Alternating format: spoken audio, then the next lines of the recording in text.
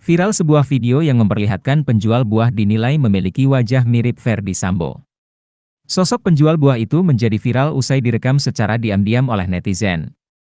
Video itu kemudian dibagikan kembali oleh akun Instagram berikut pada Minggu, 6 November 2022. Dalam video tersebut, tampak penjual buah itu tengah melayani seorang pembeli. Awalnya ia tampak serius, namun si perekam video itu terus mengarahkan kamera ke arahnya sambil tertawa dan mengucapkan nama Ferdy Sambo.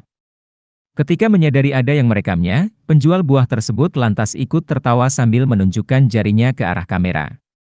Tak disangka, saat memandang ke arah kamera sambil tertawa, wajah penjual buah itu malah semakin terlihat seperti Ferdy Sambo.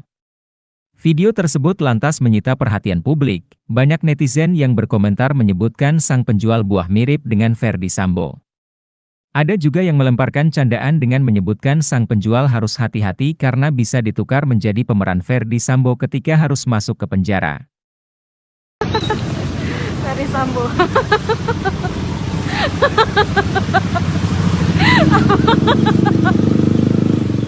Terima kasih sudah nonton. Jangan lupa like, subscribe, dan share ya.